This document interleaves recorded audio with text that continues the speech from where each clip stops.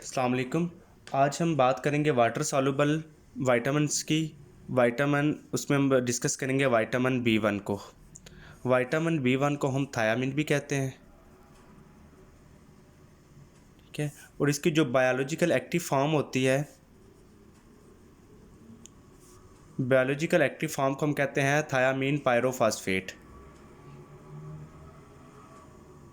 Thiamine pyrophosphate, ठीक है। Thiamine pyrophosphate TPP के साथ हम इंडिकेट करते हैं, ठीक है। इसकी जो एक्टिव फॉर्म है वो हमारे पास थायामीन पायरोफॉस्फेट है, ठीक है। अब जो थायामीन है वो 3 कंपाउंड से मिलकर बनता है, पायरिमिडीन, थायाजोल रिंग और सल्फर के साथ, ठीक है। जो थायामीन है इसके अंदर बेसिकली 3 कंपाउंड जो हैं वो मौजूद होते हैं। एक तो ये क्या होगा कि पायरिमिडीन होगा, ठीक है, थायाजोल रिंग होगी और क्या होगा, सल्फ़र, ठीक हो गया। अभी ये आपके पास इंट्रोडक्शन है इसका। अब हम इसके बात करेंगे कि जो है सिंथेसाइज्ड ये प्लांट्स में होता है, यीस्ट में होता है, ठीक है। और इंटेस्टाइनल जो बैक्टीरियल फ्लोरा है वो भी इसकी सिंथेसिस करवाता है। अब जो एनिमल्स में और हमने प्लांट्स में बात करेंगे, इसकी जो सोर्सेज की भी बात करेंगे, तो हम देखेंगे कि एक तो ये, ठीक है। अब सिंथेसिस हम बात करेंगे अगर, तो ये एक तो प्लांट्स में भी सिंथेसाइज होता है, यीस्ट में, और आप कह सकते हैं इंटेस्टाइनल बैक्टीरियल फ्लोरा, ठीक है। ये 3 चीज़ें हैं जिसमें ये, यानी कि ये जहाँ से ये सिंथेसाइज होता है, ठीक है। अब अगर हम एनिमल्स में बात करें तो एनिमल्स में ये इसका जो रिच सोर्स है उसमें आएगा जी। इन एनिमल्स में जो इसके रिच सोर्स हैं वो है, एक तो एनिमल टिश्यू है, एनिमल टिश्यूज़ हैं। उसके बाद हमारे पास आ जाएगा जी लीवर है, मीट, एग है, और आप यानी कि जो इसकी मिल्क है जो उसके अंदर, यानी कि क्वांटिटी इसकी लो कंसंट्रेशन होती है विटामिन बी वन की, ठीक है। जो अभी ये मैंने बताया आपको कि प्लांट्स में, यीस्ट में, इंटेस्टाइनल बैक्टीरिया फ्लोरा में सिंथेसाइज होता है। अब अगर हम एनिमल्स में देखें तो इसका जो रिच सोर्स है वो एनिमल टिश्यूज़ में है, लीवर में है, मीट में है, एग में है, मिल्क में इसकी जो कंसंट्रेशन है वो लो है, ठीक है। इसके अलावा जो इसका मेन अपने पॉइंट देखना है कि ये जो वाइट ब्रेड होती है इसके, ये रिच सोर्स है। वाइट ब्रेड क्या है हमारे पास, rich source of vitamin B one, ठीक है। ये आपने चीज़ें जो है वो ज़ेहन करनी है कि जो वाइट ब्रेड है वो भी जो है रिच सोर्स है विटामिन बी वन का। अब हम बात करेंगे इसके बाद इसके लेवल्स की बात करें तो विटामिन बी वन जो है अगर फ्री फॉर्म में देखा जाए तो मोस्टली प्लांट्स में होता है, फ्री फॉर्म में, ठीक है। तो अगर देखा जाए तो जो लेवल्स हैं, अगर इसको प्लाज्मा में देखा जाए तो इसकी जो फ्री फॉर्म है वो हमें कितनी रिक्वायर्ड, इसका कितना लेवल होना चाहिए इन प्लाज्मा। फ्री फॉर्म जो है इसकी वो नॉर्मल 1 μg/100 ml प्लाज्मा के अंदर, ठीक है। ये फ्री फॉर्म में प्रेजेंट होगा, ठीक है। और जो है ब्लड के अंदर, इन ब्लड के अंदर इसकी वैल्यू क्या होगी, 6 to 12 μg/100 ml, ठीक है। ये हमने इसके लेवल्स के मुतालिक बता दिया। अब मैं आपको बताऊंगा कि जो इसकी अब्जॉर्प्शन है, अब्जॉर्प्शन क्या होगी इसकी, स्मॉल इंटेस्टाइन में होगी, ठीक है। ये फ्री फॉर्म में अब्जॉर्ब होगा स्मॉल इंटेस्टाइन में, ठीक है। लेकिन इसका जो पायरोफॉस्फेट जो फॉर्म है, ईस्टर फॉर्म, वो अब्जॉर्ब नहीं होगी। फ्री फॉर्म में ये अब्जॉर्ब कहाँ पे होगा, स्मॉल इंटेस्टाइन में। हम इसकी अब्जॉर्प्शन की बात करते हैं, विटामिन बी वन की अब्जॉर्प्शन अगर आ जाएगी तो हम देखेंगे कि ये फ्री फॉर्म में अब्जॉर्ब होगा, ठीक है। कहाँ पे होगा, स्मॉल इंटेस्टाइन में, ठीक है। इसकी फ्री फॉर्म में अब्जॉर्प्शन होगी, लेकिन जो है इसकी जो पायरोफॉस्फेट है ना, पायरोफॉस्फेट यानी कि जो इसकी ईस्टर फॉर्म है, ईस्टर फॉर्म जो है वो अब्जॉर्ब नहीं होगी, ठीक है। इसकी सिर्फ फ्री फॉर्म जो है वो स्मॉल इंटेस्टाइन में अब्जॉर्ब होगी, ठीक है। अभी हम बात करेंगे इसकी स्टोरेज की। ये स्टोर कहाँ पे होगा, ठीक है। स्टोरेज की अगर हम बात करें तो ये स्टोर लीवर में भी होता है, किडनी में भी होता है और हार्ट में भी होता है, ठीक है। लेकिन जो इसकी अब स्टोरेज की अगर बात करें तो ये ज़्यादा क्वांटिटी में, हाई कंसनट्रेशन में ये हार्ट में हमारे पास जो है, यानी कि दिल में जो है ये स्टोर होता है विटामिन B1। और जो हार्ट में इसकी जो क्वांटिटी है स्टोरेज की वो हाई कंसनट्रेशन यह है, यानी कि एक हाई लेवल पे ये स्टोर होता है, कहाँ पे, इस पे हार्ट में। और जो हार्ट में स्टोरेज होगी ये फ्री और कंबाइंड दोनों फॉर्म में होगा, ठीक है, फ्री एंड कंबाइंड फॉर्म। यानी कि जो विटामिन B1 है वो फ्री फॉर्म में भी और कंबाइंड फॉर्म में भी, दोनों फॉर्म में हार्ट में स्टोर होगा, ठीक है। और उसकी जो हायर कंसनट्रेशन है वो हार्ट में स्टोर होगी, ठीक है। बाकी उसकी कुछ कंसनट्रेशंस जो हैं वो इसके साथ हम कहते हैं कि किडनी में भी ये स्टोर होगा, ठीक है, किडनी के साथ ये लीवर में भी स्टोर होगा। लेकिन अब हम बात करेंगे कि स्मॉल कंसनट्रेशंस की। स्मॉल कंसनट्रेशंस को अगर देखा जाए तो स्मॉल कंसनट्रेशंस में ये स्टोर होगा स्केलेटल मसल्स में, स्केलेटल मसल्स, ठीक है, और इसके साथ ब्रेन में, ठीक है। लेकिन ब्रेन ये स्मॉल कंसनट्रेशन में स्टोर होगा, हाई कंसनट्रेशन में ये हार्ट में स्टोर होगा, ठीक है, किडनी और लीवर में भी स्टोर होगा। और स्मॉल कंसनट्रेशन में देखा जाए तो जो हमारे पास स्केलेटल मसल्स है और ब्रेन में, इनके अंदर ये स्टोर होगा। अब मैंने आपको अब्जॉर्प्शन भी इसकी मुकम्मल तौर पे बता दी, ठीक है, ये भी आपने ज़हन नशीन कर लेनी है। उसके बाद जो है इसके हम बताएंगे कि जो टोटल अमाउंट जो है वो थायामीन की बॉडी के अंदर वो कितनी होनी चाहिए, ठीक है। टोटल, ये नोट है कि टोटल अमाउंट जो है amount of thiamine in body, ठीक है, ये आपने बतानी है कितनी है, कितनी होनी चाहिए। अप्रॉक्सीमेटली हमारे पास होनी चाहिए 25 mg, ठीक है जी। 25 mg इसकी जो टोटल हमारे पास जो है वो अमाउंट होनी चाहिए बॉडी के अंदर, ठीक है। अब हम बताएंगे कि अडल्ट्स में इसकी जो है वो रिक्वायरमेंट जो है वो कितनी होनी चाहिए। डेली रिक्वायरमेंट की बात अब हम करने लगे हैं, ठीक है।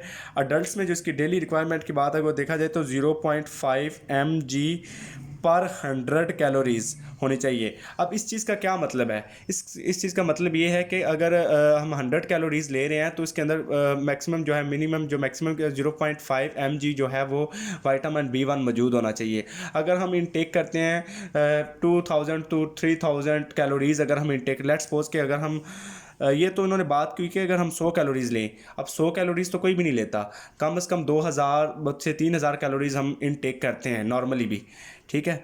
अगर हम सपोज करें कि अगर हम 2000 से 3000 कैलोरीज़ इनटेक कर रहे हैं, ठीक है, दिन में, तो इसका मतलब क्या होगा कि उसके अंदर जो अप्रॉक्सीमेटली जो है वो 1.5 mg जो है वो हमारे पास मौजूद होनी चाहिए। विटामिन B1 की जो वैल्यू है ना, इतनी मिकदार में हमारे पास विटामिन B1 मौजूद होना चाहिए। अगर हम 2000 से 3000 कैलोरीज़ एनर्जी जो है वो इनटेक ले रहे हैं या किसी भी डाइट के थ्रू हम जो है वो इनटेक कर रहे हैं, तो उसके अंदर लाजमी जो है 1.5 mg इसका जो विटामिन B1 है वो मौजूद होना चाहिए, ठीक है। अब हम अडल्ट्स में बात होगी और बच्चों में इसकी बात करेंगे कि इसकी कितनी वैल्यू होनी चाहिए। उसमें ये होगा कि 1.3 mg जो है वो आप कह सकते हैं कि पर डे जो है उनको, यानी कि वो 1.3 mg पर डे, यानी कि उसका जो है लेवल है, इनकी जो रिक्वायरमेंट्स है वो होनी चाहिए, ठीक है। अब हम बात करेंगे इसकी जो है वो डेफिशिएंसी की, ठीक है। इसके अंदर जो हम डेफिशिएंसी, अगर इसकी डेफिशिएंसी हो जाए विटामिन B1 की, तो क्या जो है इफेक्ट है ये काज करता है, या क्या जो इफेक्ट्स हैं वो बॉडी के अंदर आते हैं, ठीक है। इसकी डेफिशिएंसी के अंदर अगर एक पर्सन है उसके अंदर विटामिन B1 की डेफिशिएंसी है तो एक बेरी डिजीज़ है, ठीक है, हम इसको डिस्कस करेंगे। अच्छा, जब ये इसका नेम आएगा तो हम फ़ौरन कहेंगे कि ये जो इसकी जो ये जो होती है ये किसकी वजह से होती है, विटामिन B1 की डेफिशिएंसी की वजह से। अब ये जो डिजीज़ है इसके अंदर जो बेसिकली इन्वॉल्व होते हैं, ये GIT भी इन्वॉल्व होता है, CVS भी इन्वॉल्व होता है और CNS भी इन्वॉल्व होता है। अब किस तरह से इसके अंदर ये तीनों चीज़ें इन्वॉल्व होती हैं। CVS की जो कार्डियोवैस्कुलर जो सिस्टम है उसके हम अगर देखा जाए तो किस तरह के से उसकी मैनिफेस्टेशंस है, कैसे इन्वॉल्व होता है इस डिज़ीज़ के अंदर, ठीक है। अब क्या होगा कि जो अगर हम फर्स्टली देखते हैं कि जी CVS जो कार्डियोवैस्कुलर हम देखते हैं कि कैसे जो है वो हमारा हार्ट इन्वॉल्व होता है इस डिज़ीज़ के अंदर। क्या होगा कि पल्पिटेशन हो जाएगी, ठीक है, डिस्पनिया हो जाएगा, ठीक है, कार्डियक हाइपरट्रॉफी होगी, डायलेशन होगी जो कंजेस्टिव कार्डियक फेलियर काज करेगा, ठीक है। यानी कि हम बताएंगे कि इसमें क्या होगा,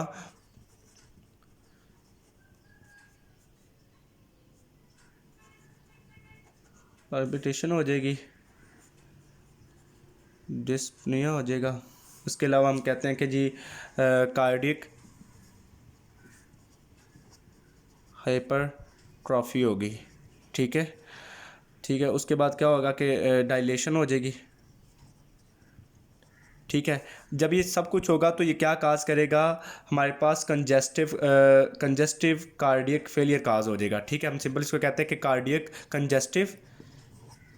कंजेस्टिव कार्डियक फेलियर हो जाएगा। ठीक है, कंजेस्टिव कार्डियक फेलियर हो जाएगा। ठीक है, अब हमने ये डिस्कस किया सीवीएस के लिहाज से बेरी को। ठीक है, अब हम देखेंगे कि जो इसका रोल है हमारे पास सीएनएस में क्या हो जाएगा।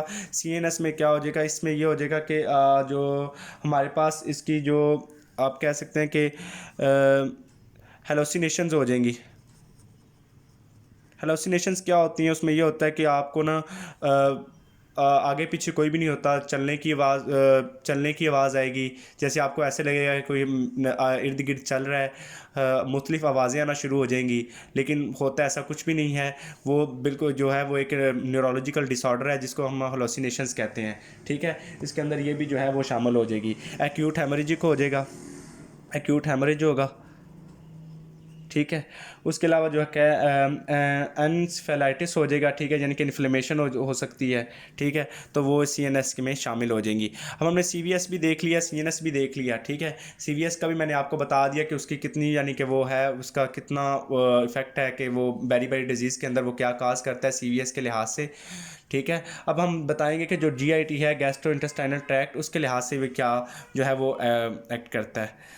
जीआईटी में अगर देखा जाए तो वो ये होगा कि एनोरेक्सिया होगा। एनोरेक्सिया क्या होता है कि जी वेट लॉस होगा। ठीक है जी, वेट लॉस होगा। ठीक है, उसके बाद क्या होगा जी, गैस्ट्रिक मोटिलिटी जो है वो कम हो जाएगी। ठीक हो जाएगा, गैस्ट्रिक जो मोटिलिटी है वो क्या हो जाएगी, कम हो जाएगी। अब जीआईटी में उसने आगे दो बताया हुआ है कि ड्राई बेरी और वेट में, ड्राई और वेट में उन्होंने ये बताया हुआ है कि ड्राई और वेट फॉर्म में उन्होंने ये बताया, ड्राई फॉर्म में क्या होगा कि एडिमा नहीं होगा, फ्लूइड होगा, फ्लूइड भी नहीं होगा। एडिमा भी नहीं होगा और फ्लूइड भी नहीं होगा। एडिमा क्या होता है कि इन्फ्लेमेशन, यानी कि वो बिल्कुल जो है वो नहीं होगी, ना फ्लूइड होगा। ठीक है, और ये शो करेगा कि जो न्यूरोलॉजिकल सिम्टम शो करेगा। ठीक है, यानी कि आप बता कह सकते हैं कि एडिमा भी नहीं होगा।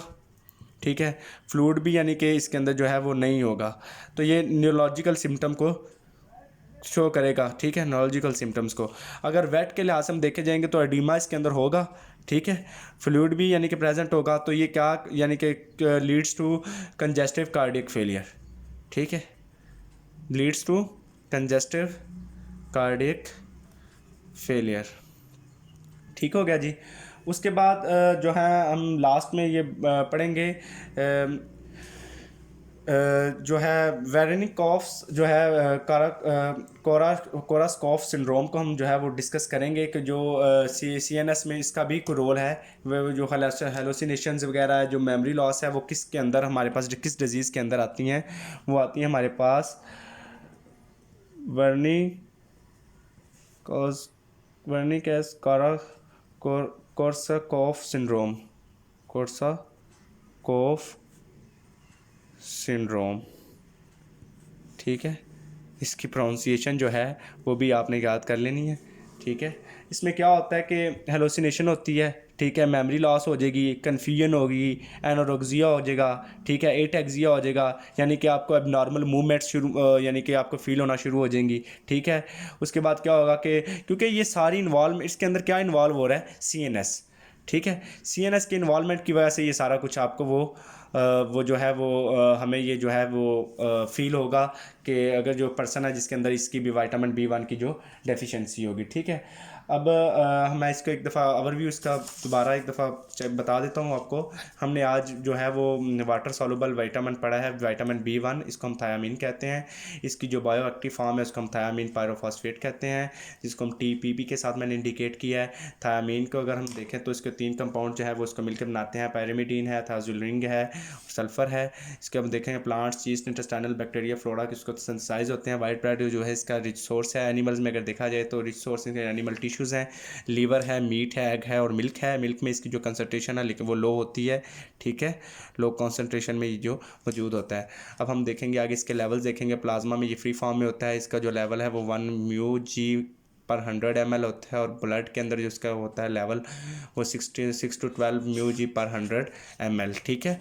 उसके बाद हमने देखा कि जो अब्जॉर्प्शन है ये कैसे अब्जॉर्ब होगा, ये फ्री फॉर्म में अब्जॉर्ब होगा, ठीक है, स्मॉल इंटेस्टाइन में अब्जॉर्ब होगा, लेकिन जो इसकी ईस्टर फॉर्म है वो अब्जॉर्ब नहीं होगी। यानी कि आपने यही सिर्फ याद रखना है कि ये फ्री फॉर्म में अब्जॉर्ब होगा स्मॉल इंटेस्टाइन में, ठीक है। अब उसके हमने स्टोरेज देखी कि स्टोरेज जो इसकी हायर कंसनट्रेशन है वो हार्ट में स्टोरेज होती है, लेकिन वो फ्री और कंबाइंड दोनों फॉर्म में होती है, ठीक है, किडनी और लिवर में भी होती है, लेकिन जो इसकी स्मॉल कंसनट्रेशन है स्टोरेज की वो स्केलेटल मसल्स और ब्रेन में होती है। जो total amount of thiamine body के अंदर है वो अप्रॉक्सीमेटली 25 mg होता है। अडल्ट में इसकी जो है वो 0.5 mg पर 100 कैलोरीज होती है, यानी कि अगर हम 100 कैलोरीज इंटेक कर रहे हैं तो उसके अंदर जो है वो मिनिमम मैक्सिमम जो 0.5 mg जो है वो हमारे पास मौजूद होना चाहिए। उसके बाद हम चाइल्ड के अंदर बात करेंगे 1.3 mg पर डे, यानी कि दिन में तकरीबन इतना उनके अंदर, यानी कि जो हम वो डाइट ले रहे हैं उसके अंदर इतना जो है वो 1.3 mg विटामिन B12 वो मौजूद होना चाहिए। उसके बाद हम देखेंगे कि इसकी डेफिशिएंसी बेरी डिजीज़ हमने देखी है, ठीक है, जो इसकी डेफिशिएंसी से आती है, ये बड़ी कॉमन डिजीज़ है। उसके हम देखेंगे कि इसके अंदर जो CVS, इसके अंदर जो तीनों सिस्टम्स आते हैं, ठीक है, बेरी CVS में भी अगर देखा जाए तो कार्डियक हमारे हार्ट को भी जो है वो इफेक्ट करेगा, CNS में भी इफेक्ट होगी और GIT में भी इफेक्ट होगी। हमने CVS को फर्स्ट डिस्कस किया, क्या होगा कि पाल्पिटेशंस होगी, डिस्पनिया हो जाएगा, कार्डियक हाइपरट्रॉफी होगी, डायलेशन होगी, जो कंजेस्टिव कार्डियक फेलियर कॉज करता है, ठीक है। CNS में हमने देखा कि हेलोसिनेशंस होगी, जो कि वर्निकॉज कॉरसकोफ सिंड्रोम है, ठीक है। उसके अंदर क्या होती है, हेलोसिनेशंस होती हैं, ठीक है। हेलोसिनेशंस के साथ यानी कि मेमोरी लॉस होती है, ठीक है, कन्फ्यूजन होना शुरू हो जाती है, बंदे को एनोरेक्सिया हो जाता है, ठीक है। एटेक्सिया होता है, एटेक्सिया क्या होता है कि अब नॉर्मल जो है वो मूवमेंट्स होना शुरू, यानी कि नॉर्मल मूवमेंट्स होती हैं, ठीक है। उसके अलावा क्या होगा कि हमारे पास एक्यूट हेमरेजिक होगा। GIT में अगर हम देखें तो GIT में एनोरेक्सिया होगा, वेट लॉस होगा, गैस्ट्रिक मोटेलिटी कम हो जाएगी। ड्राई में अगर देखें और वेट में देखें, ड्राई में एडीमा नहीं होगा, फ्लूइड भी नहीं होगा, जो यानी कि लिए लीड्स होगा नर्वस सिस्टम की जो है वो डिजीज़ को यानी कि वो कॉज करेगा। वेट में अगर हम देखेंगे, वेट में एडीमा भी होगा और फ्लूइड भी होगा। वेट से ही आप वर्डिंग से ही आप लोग अंदाज़ा लगा लें तो ये लीड्स टू क्या आ जाएगा, कंजेस्टिव कार्डियक फेलियर, जो leads to disease of congestive cardiac failure. Thank you so much, खुदा हाफिज़।